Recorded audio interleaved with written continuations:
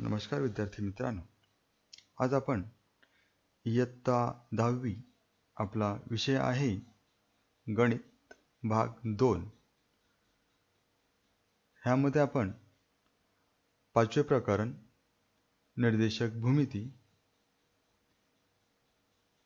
यातील सराव संच 5.1 मधील काही उदाहरणांचा अभ्यास अगोदरच केलेला आहे. त्या ठिकाणी आपण अंतराचे सूत्र ह्या सूत्राचा वापर करून काही उदाहरणं सोडवल्यात.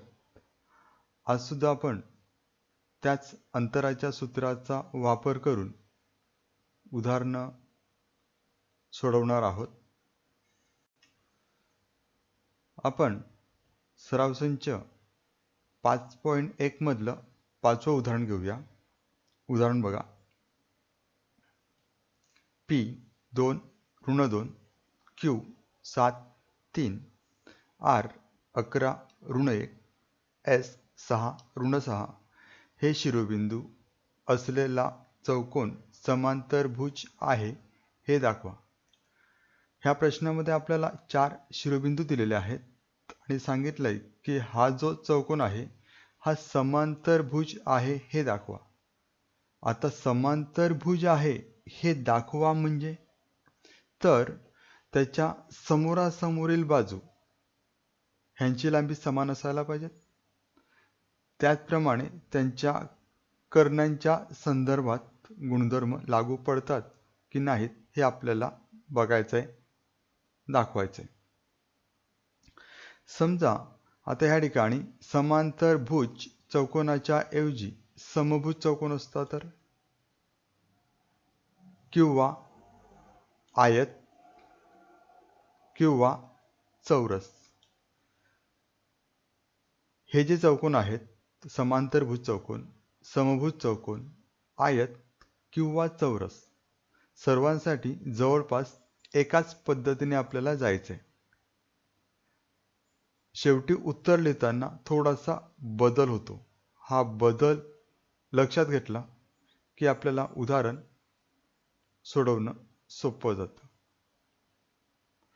तर चला आपण उदाहरण सोडवायला सुरुवात करूया.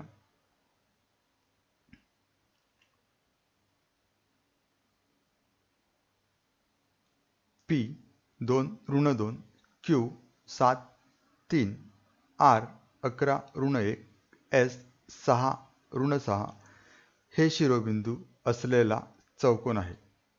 अगोदर ह्या ठिकाणी कोणता चौकोन आहे ते आपल्याला माहित नाहीये, म्हणून फक्त चौकोन आहे एवढंच लिहा. आता या ठिकाणी आपल्याला 4 शिरोबिंदू दिलेले आहेत. P Q R S पैकी आपण P Q ही पहिली जोडी घेतली. समजा आपण P x1 y1 आणि Q x2 y2 मानूया. म्हणजेच x1 ची किंमत 2, y1 ची किंमत ऋण 2, x2 ची किंमत 7, y2 ची किंमत 3. जसं आपण मागच्या उदाहरणात केलं होतं जवळपास त्याच पद्धतीने जायचंय.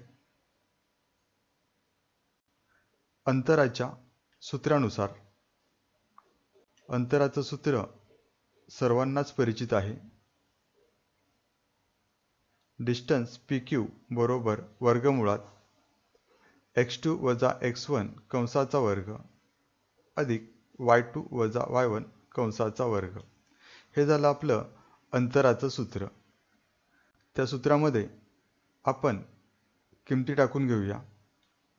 x2 ची किंमत 7, x1 ची किंमत 2 कंस पूर्ण त्याचा वर्ग, हे बेरजेचं चिन्ह, y2 ची किंमत 3 हे वजाबाकीचं चिन्ह आणि y1 ची किंमत ह्या ठिकाणी आपल्याला दिसते ही झाली y1 ची किंमत ऋण 2. मग अशा प्रकारे ह्याला लहान कंस करा आणि हा झाला आपला आयताकृती किंवा मोठा कंस आणि त्यानंतर कंसाचा वर्ग.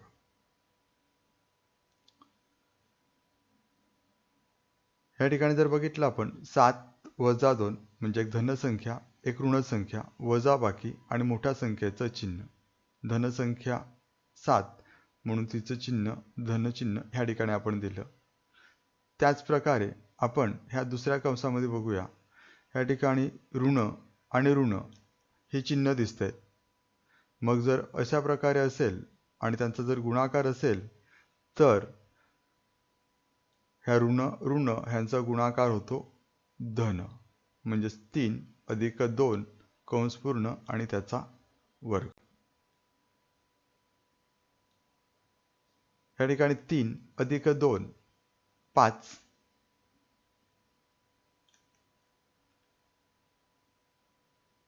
5चा वर्ग म्हणजेच 5 गुणिले 5 किती येतात 25. त्याचप्रमाणे ह्या 5चा वर्ग सुद्धा 25. जर आता आपण ह्यांची बेरीज केली तर ती बेरीज येईल वर्गमुळात 50. आता 50 या संख्येचं वर्गमूळ निघतं का तर नाही निघत. मग अशा वेळेला आपण काय करतोय तर त्या 50चे आपण अवयव पाडूया.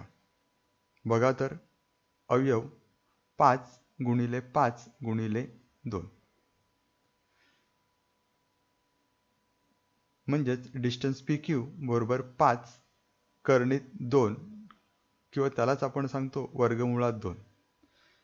मागे सांगितल्यानुसार ह्या ठिकाणी आपल्याला 5 गुणिले 5 ही झाली एक जोडी.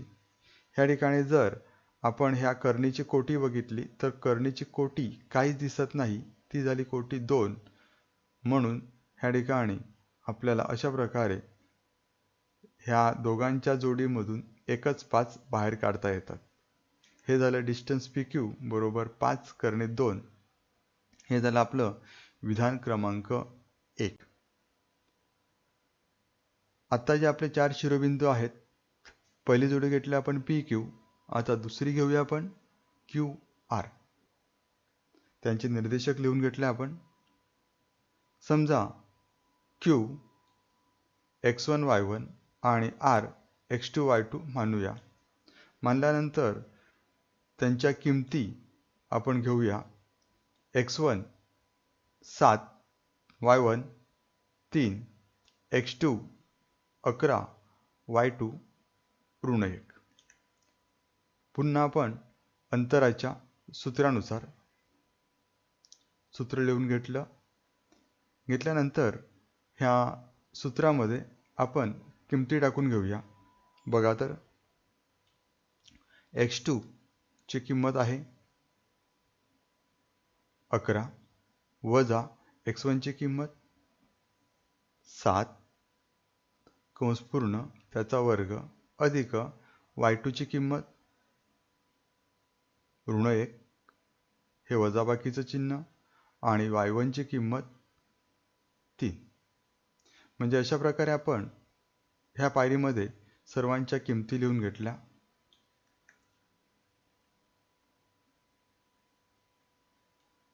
पुन्हा 11 वजा 7 म्हणजे एक धनसंख्या एक ऋण संख्या असेल तर आपण वजाबाकी करतोय आणि मोठ्या संख्येचं चिन्ह देतोय. दुसऱ्या कंसात बघूया ऋण 1 आणि ऋण 3. आता सांगता येईल का की आपण मागे काय केलं होतं? तर दोन्ही ऋण संख्या असतील तर त्यांची आपण बेरीज करतो आणि बेरीज केल्यानंतर त्या बेरजेला आपण चिन्ह देतो ऋण चिन्ह. हे चिन्ह बाकी विसरू नका.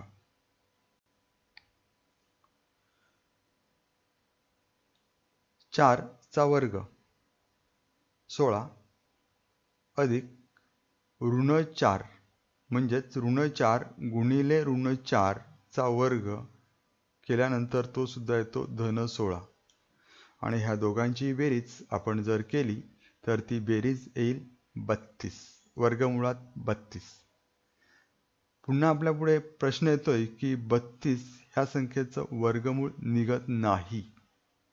मग आता काय करणार? तर पुन्हा आपण त्यांचे अवयव पाडूया. अवयव पाडल्यानंतर समोर आपल्याला दिसतात की 4 गुणिले 4 गुणिले 2 दिसतंय. 4 गुणिले 4 गुणिले 2. 4 गुणिले 4 16 गुणिले 2 32. म्हणजे अशा प्रकारे आपल्याला पडताळा घेता येतो. पुन्हा आपण ह्या दोघांपैकी म्हणजेच ही जी जोडी आहे त्यापैकी एक संख्या बाहेर लिहितोय, कारण ह्यांची कोटी जर बघितली तर नाही, ह्याचा अर्थ कोटी आहे 2. म्हणून डिस्टन्स QR बरोबर 4 वर्गमुळात 2. हे झालं आपलं विधान क्रमांक 2. म्हणजे आतापर्यंत आपण डिस्टन्स PQ आणि डिस्टन्स QR ह्यांची दोघांची अंतर काढलेली आहे. पुढे आपण तिसरी जोडी घेऊया.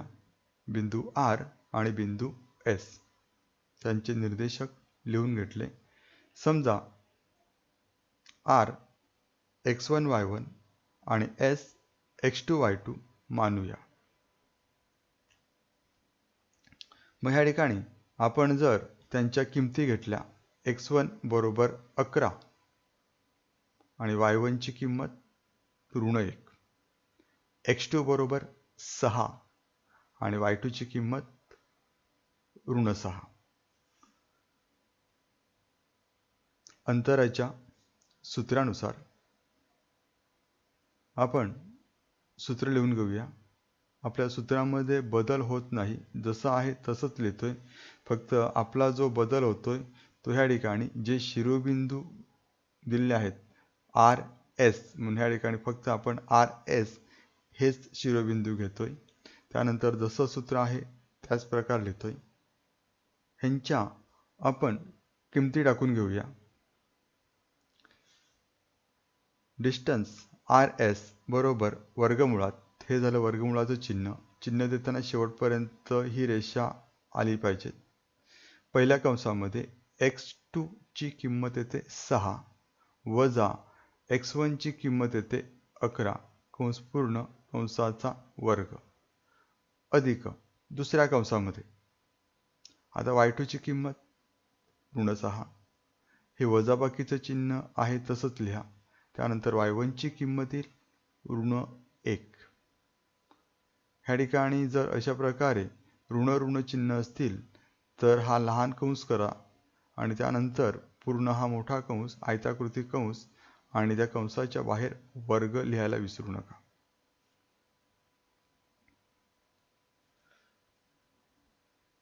आता या ठिकाणी जर आपण बघितलं 6 वजा 11, 6 वजा 11 आपल्याला करता येत नाही, परंतु एक धन संख्या एक ऋण संख्या असेल तर आपण काय करतो, वजाबाकी, आणि त्या वजाबाकीला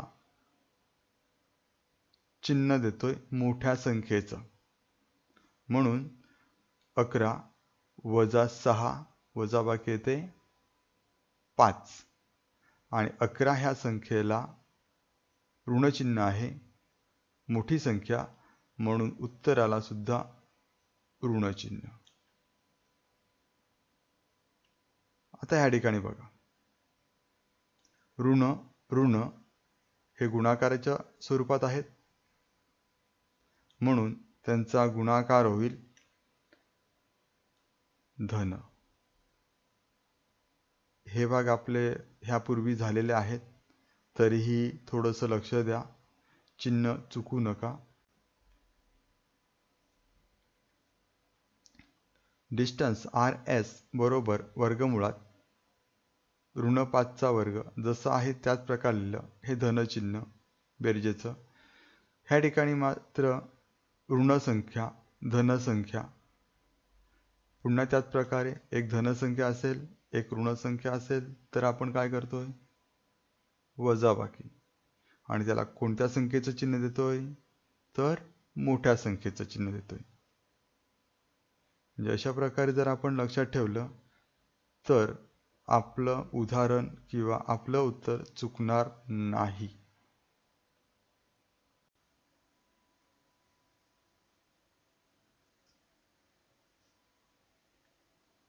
डिस्टन्स RS बरोबर वर्गमुळात 25 अधिक 25. आता ह्या ठिकाणी आपल्या असं लक्षात येतं की ऋण 5 चा वर्ग म्हणजे 25. अशा प्रकारे ह्या ऋण 5चा वर्ग सुद्धा 25 आपल्याला लिहिता येईल. ह्या ठिकाणी संख्या धन असू द्या किंवा ऋण असू द्या, त्या ठिकाणी त्या संख्येचा वर्ग हा नेहमी धनसंख्याच असते. आता या ठिकाणी वर्गमुळात 25 अधिक वर्गमुळात 25 ह्यांची बेरीज येईल वर्गमुळात 50. आता ह्या ठिकाणी जर आपण बघितलं तर 50 ह्या संख्येचं वर्गमूळ आपल्याला सांगता येत नाही. मग अशा वेळेला काय करायचं, तर त्यांचे अवयव पाडायचे.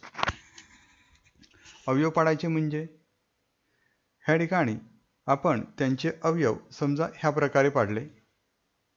5 गुणिले 5 गुणिले 2 हे झाले त्यांचे अवयव. त्यानंतर ह्या ठिकाणी जर बघितलं तर ह्याची कोटी 2 म्हणून ह्या दोघांची एक जोडी केली आणि त्यामुळे आपण एक संख्या बाहेर लिहू शकतो. म्हणजेच थोडक्यात काय, तर 5 गुणिले 5 म्हणजे 25 आणि ह्या 25चं वर्गमूळ म्हणजेच 5 हे आपल्याला अशा प्रकारे लिहिता येतं. हे झालं डिस्टन्स RS बरोबर 5 कर्णित 5 किंवा वर्गमुळात 5. हे झालं आपलं विधान क्रमांक 3. आता आपण घेऊया PS म्हणजे P x1 y1 आणि S x2 y2 हे आपण मानूया. ह्यांच्या जर आपण किमती घेतल्या तर x1 ची किंमत 2, y1 ची किंमत ऋण 2, x2 ची किंमत 6, y2 ची किंमत ऋण 6. अंतराच्या सूत्रानुसार हे झालं आपलं अंतराचं सूत्र. डिस्टन्स PS बरोबर वर्गमुळात x2 वजा x1 कंस पूर्ण त्याचा वर्ग अधिकचं चिन्ह दुसऱ्या कंसात y2 वजा y1 कंस पूर्ण त्याचा वर्ग. आता आपण त्यांच्या किमती टाकूया.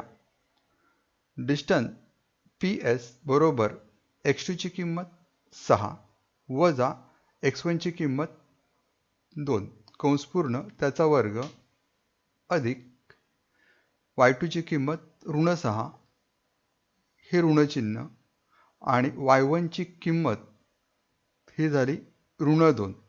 ह्या ठिकाणी ऋण ऋण हे चिन्ह आहेत म्हणून या ठिकाणी आपण अशा प्रकारे हा लहान कंस आणि अशा प्रकारे हा आयताकृती किंवा मोठा कंस करा आणि कंसाच्या बाहेर त्याचा वर्ग. डिस्टन्स PS बरोबर धन 4 का, तर एक धनसंख्या एक ऋण संख्या असं असेल तर आपण वजाबाकी करतोय आणि येणाऱ्या उत्तराला मोठ्या संख्येचं चिन्ह देतो. ह्या ठिकाणी जर बघितलं तर आपलं असं लक्षात येतं की ऋण आणि ऋण ह्यांचा गुणाकार आपण जर केला तर तो येतो धन. म्हणून ऋण आणि ऋण 2 ह्यांचा गुणाकार धन 2 येईल. ऋण 6 आहेत ते त्याच प्रकारे ठेवा.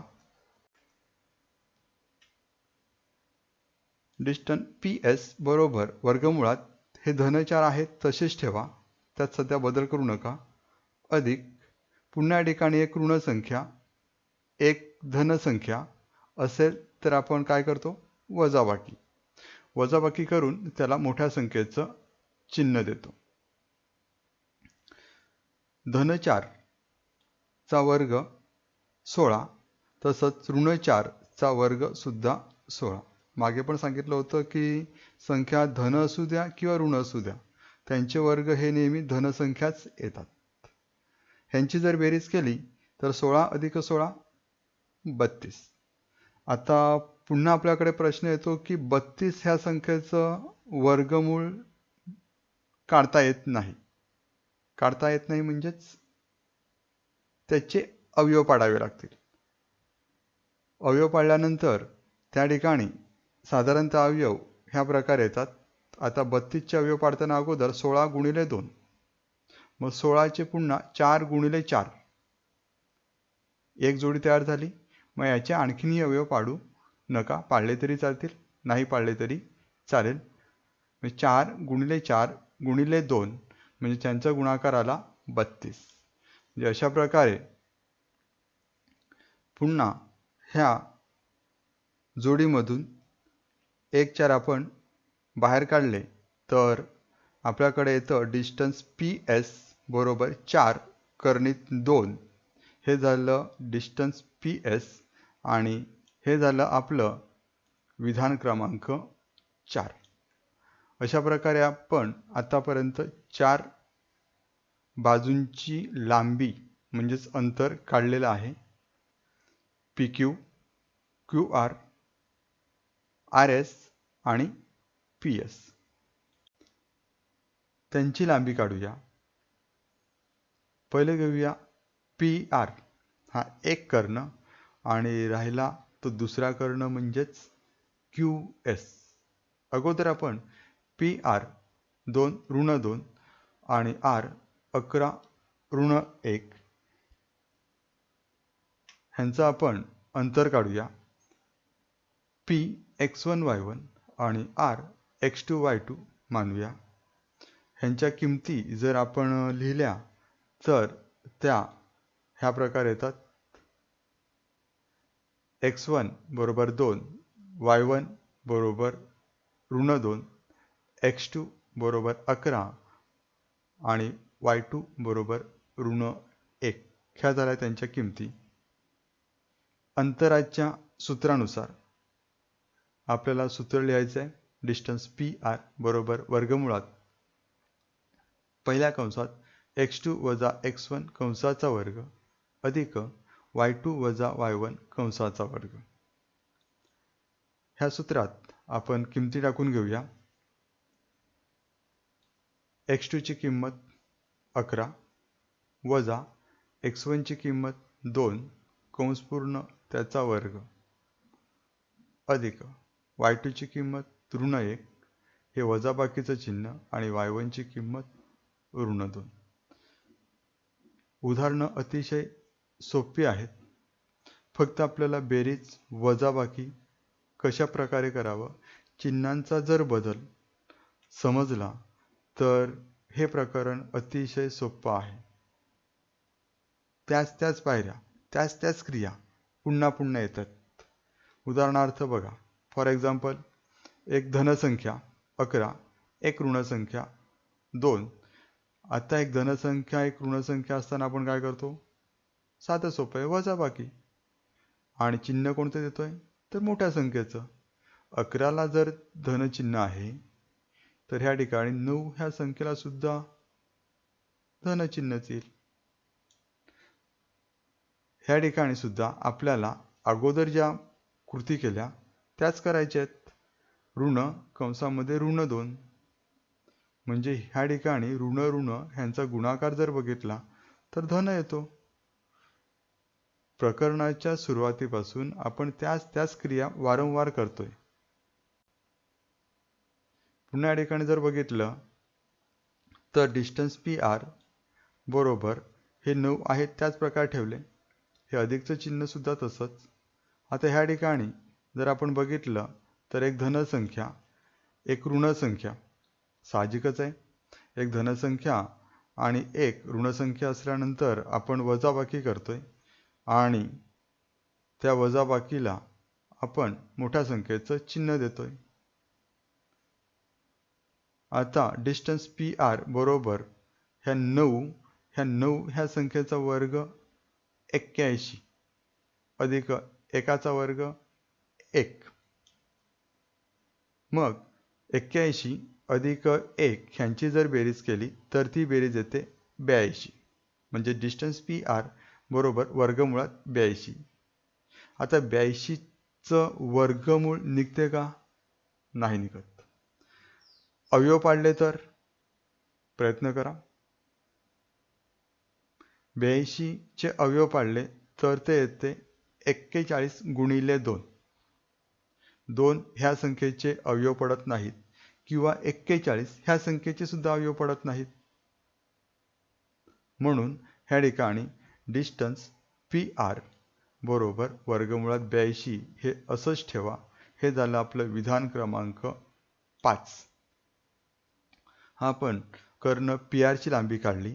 आता आपण कर्ण SQ ची लांबी काढूया. S x1 y1 आणि Q x2 y2 मानूया. त्यांच्या जर आपण किमती लिहिल्या तर x1 बरोबर 6, y1 बरोबर -6, x2 बरोबर 7, y2 बरोबर 3. अशा प्रकारे त्यांच्या किमती लिहून घेतल्यानंतर अंतराच्या सूत्रानुसार सूत्र लिहा. सूत्र लिहिल्यानंतर त्यामध्ये आपण किंमत टाकूया. किंमत टाकून घेतली. x2 7 हे वजाबाकीचं चिन्ह, x1 ची किंमत 6 कंस पूर्ण त्याचा वर्ग हे बेरजेचं चिन्ह, y2 3 हे वजाबाकीचं चिन्ह आणि y1 ची किंमत -6. पुन्हा ह्या ठिकाणी एक धनसंख्या ऋणसंख्या काय करणार, वजाबाकी आणि मोठ्या संख्येचं चिन्ह म्हणजे 7 वजा 6 यांची वजाबाकी -1. तसंच जर पुढे आपण बघितलं तर हे ऋण ऋण ह्यांचं होईल -6 बरोबर आहे. त्यानंतर डिस्टन्स SQ बरोबर वर्गमुळात एकाचा वर्ग 1 तसंच ठेवा. हे बेरजेचे चिन्ह, दोन्ही धनसंख्या आहेत. जर दोन्ही धनसंख्या असतील तर बेरीज करा, 9 त्याचा वर्ग, एकाचा वर्ग 1, 9 चा वर्ग 81, दोघांची जर बेरीज केली 82. हे झालं आपलं विधान क्रमांक 6.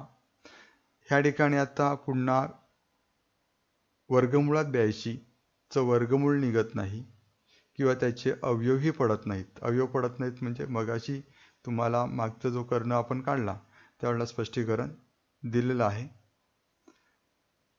आता आपण विधान क्रमांक जी 6 आहेत त्यांचा विचार करूया. हे झालं डिस्टन्स PQ बरोबर 5 कर्णे 2 विधान क्रमांक 1, डिस्टन्स QR बरोबर 4 कर्णे 2 विधान क्रमांक 2, डिस्टन्स RS बरोबर 5 कर्णे 2 विधान क्रमांक 3, डिस्टन्स PS बरोबर 4 कर्णे 2 विधान क्रमांक 4, डिस्टन्स PR बरोबर वर्गमुळात 82 विधान क्रमांक 5 आणि डिस्टन्स SQ बरोबर वर्गमुळात 82 विधान क्रमांक 6. आपण जेव्हा उदाहरण सोडवणार आहोत तेव्हा ज्या क्रमाने ही समीकरणं 6च्या 6 आल्यात ती जशीच्या तशी ठेवायची आहेत. अशा प्रकारे हा जो चौकोन समोर तुम्हाला दिसतोय हा तुम्हाला लिहायचा नाही. अशा प्रकारे 6च्या 6 विधानं ही एकत्र लिहायची नाहीत. आत्ता आपल्या समोर नाहीत म्हणून मी ती एकत्र लिहिलेली आहेत. आपल्याला पेपरमध्ये किंवा वहीमध्ये अशा प्रकारे एकत्र लिहिण्याची गरज नाही. आपल्या वहीमध्ये असतं, पेज पलटलं की आपल्याला 1 2 3 4 5 6 ही 6च्या 6 समीकरणं दिसतात. आता ह्या ठिकाणी दिसत नाहीत म्हणून मी ती एकत्र लिहिण्यासाठी अशा प्रकारे हा फक्त चौकोन ह्या ठिकाणी घेतलेला आहे. तुम्ही अशा प्रकारे एकत्र लिहू नका. आता ह्या 6च्या 6 विधानांचा जर विचार केला, निरीक्षण केलं तर आपल्या असं लक्षात येतं की डिस्टन्स PQ बरोबर 5 कर्णे 2. आता 5 कर्णे 2 कुठे आहेत आणखी, तर हे झाले 5 कर्णे 2. डिस्टन्स आहे RS दिसतंय. त्याचप्रमाणे डिस्टन्स क्यू आर बरोबर 4 कर्णित 2. मग 4 कर्णित 2 ह्या 6 विधानात कुठे दिसतं का? हो. तर हे झाले 4 कर्णित 2 समान आहेत. डिस्टन्स आहे PS.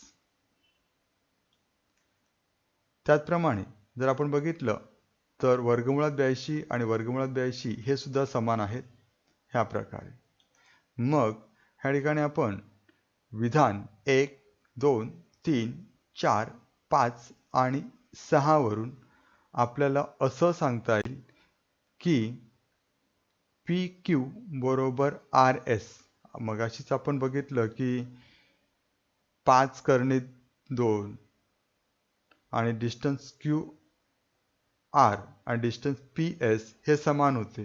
म्हणून या ठिकाणी आपण हे विधान अशा प्रकारे लिहिलं PQ बरोबर RS आणि QR बरोबर PS. आता ह्या झाल्या त्या चौकोनाच्या बाजू. सांगता येतील का? थोडासा विचार करा की ह्या ज्या बाजू आहेत त्या चौकोनाच्या सम्मुख बाजू आहेत. समोरासमोरील. जर तुम्ही कच्ची आकृती काढली PQRS तर PQ च्या समोरची बाजू झाली RS आणि QR च्या समोरची बाजू झाली PS. म्हणजेच ह्या चौकोनाच्या सम्मुख बाजूंची लांबी समान आहे. तसंच जे विधान क्रमांक 5 आणि 6 होतं च्यानुसार PR बरोबर SQ म्हणजे हे झाले त्यांचे कर्ण. म्हणजेच त्याचप्रमाणे किंवा तसंच या चौकोनाच्या कर्णांची लांबी समान आहे. आता आपल्याला आयत, चौरस, समांतरभुज चौकोन, समभुज चौकोन हे गेलेले आहेत. त्यांच्याशी ह्यांचा संबंध म्हणजे त्यांचे गुणधर्म हे आपल्याला शोधायचे आहेत किंवा लावायचे आहे. आता अशा प्रकारचा कोणता चौकोन आहे ज्याच्या सम्मुख बाजूंची लांबी समान आहे? तर ह्या ठिकाणी चारीच्या चारी आपल्याला सांगता येतात. त्यातल्या त्यात आयत आणि समांतरभुज चौकोन. कारण चौरस आणि समभुज चौकोन ह्यांच्या चारही बाजूंची लांबी समान असते. राहिला प्रश्न आता कर्णांची लांबी समान आहे. आता कर्णांची जर लांबी समान असेल तर त्या ठिकाणी तो आयत असतो किंवा चौरस असतो. जर एखाद्या चौकोनाच्या सम्मुख बाजूंची लांबी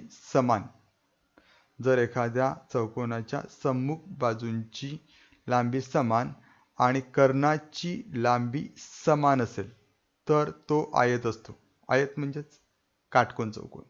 जर एखादा चौकोन घेतला आपण त्याच्या समोरासमोर बाजूंची लांबी समान आणि कर्णांची पण लांबी समान असेल तर तो झाला आयत. परंतु आपल्याला ह्या प्रश्नात आयत आहे हे दाखवायचं आहे का? नाही. तर दाखवायचा आहे तो समांतरभुज चौकोन आहे. म्हणून आयत हा समांतरभुज चौकोन असतो. ह्याचा अभ्यास आपण अगोदरच्या इयत्तांमध्ये केलेला आहे ह्या गुणधर्मांचा. आयत हा समांतरभुज चौकोन असतो, परंतु समांतरभुज चौकोन हा आयत नसतो. विधान व्यवस्थित लक्षात ठेवा. म्हणून P2-2, Q7-3, R11-1, S6-6 हे शिरोबिंदू असलेला चौकोन समांतरभुज आहे. हे आपल्याला सिद्ध करता येतं. पूर्ण उदाहरणाचा व्यवस्थित अभ्यास करा. साधं सोपं आहे. एकदा तुम्ही सोडून बघितलं स्वतः की तुम्हाला ह्या ठिकाणी समांतरभुज चौकोन आहे हे आपण सिद्ध केलं. तसंच तो आयत आहे, चौरस आहे, समभुज चौकोन आहे किंवा जे त्रिकोणांचे प्रकार आहेत समभुज त्रिकोण किंवा समद्विभुज त्रिकोण किंवा काटकोन त्रिकोण हे सुद्धा प्रश्न ह्या ठिकाणी आपल्याला सोडवता येतील.